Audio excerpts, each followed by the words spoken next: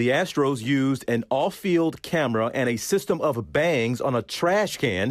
The whole Astros organization and the team feel bad. I'm really sorry about the choices that were made by my team. This didn't impact the game. But when pressed, gave a different answer. I didn't say it didn't impact the game. Reaction online was swift and harsh.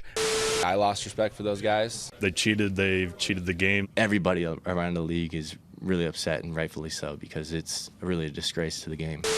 Like you said, a guy's career has been affected. A lot of people, lost jobs. To cheat like that and not get anything, it's sad to see, for sure. People are never going to forget about it, but to move on from it is for the entire organization, starting from the top. MLB Commissioner Rob Manfred. Manfred is now in the stage of any sports scandal where he must face the music and deal with the criticism. The problem is he did not have to face as harsh a criticism as he has from fans, media, and even players alike. The fallout from the Astros cheating scandal has plagued the commissioner's office.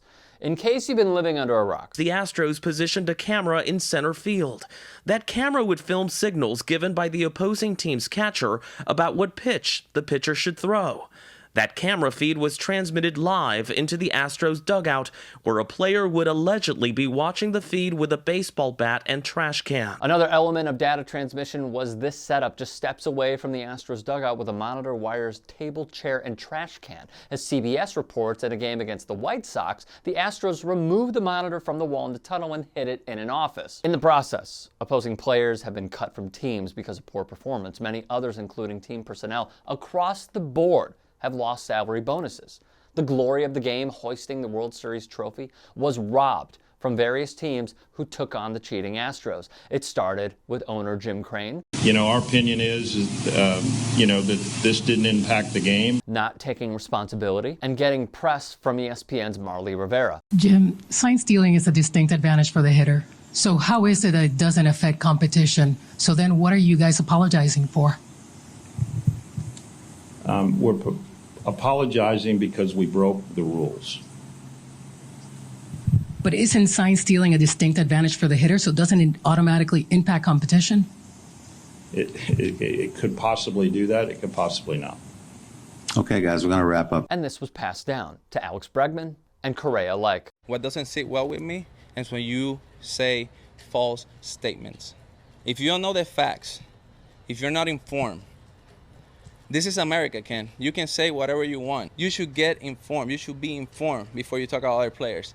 If you don't know the facts, then you gotta shut The Athletic found Jose Altuve benefited from the banging, yet players were not disciplined. Crane fired his former manager and GM, with the owner and players getting off scot-free. The idea of an asterisk or asking for a piece of metal back seems like a futile act, said Manfred, which rightly suffered blowback. The Dodgers' Justin Turner weighed in. For him to devalue it the way he did yesterday is just tells me how out of touch he is with the players in this game. And at this point, the only thing devaluing that trophy is that it says commissioner on it. The Dodgers' Cody Bellinger owned the moment as well. I thought the apologies were whatever. I thought Jim Crane's was weak. I thought Manfred's punishment was weak. Altuve stole an MVP from Judge in 2017. Everyone knows they stole the ring from us. I know personally I lost respect for those guys. Everyone in the show, in the big leagues, lost respect for those guys. I don't know what human hits a walk-off home run against Aroldis Chapman to send your team to the World Series. And one has the thought to say, don't rip my jersey off, but two, go in the tunnel, change your shirt, and then come out and do your interview. Like that makes no sense to me. Manfred, addressing reporters at his annual Grapefruit League presser, told the media, "We looked into it. We couldn't find any evidence that what had been asserted to us was true." At this point, we just have to speak of a cover-up, right? Teams were on the record complaining to Major League Baseball. Players and league personnel were aware this is Manfred's failed act of cleanup. Teams told the league that they believed the Astros were stealing their signs. MLB failed to find any evidence of this. That progression, as detailed by the commissioner himself, essentially says that the league cannot be relied upon to find wrongdoings where we know it exists, wrote Yahoo Sports' Hannah Kaiser, which I totally agree with. As Comrade Ben Heisler pointed out to us on Twitter, Dan Le Batard tried to warn us. You're coming on here and saying that you weren't aware of Jeter's plan to trade players and slash payroll? Like, we're starting with a lie, Rob. Like, that's where we're starting. Like, you can't tell me you're not aware of that. And have you call me a liar? I explained to you that we do not get involved in operating level decisions in the ownership process, the ownership approval process.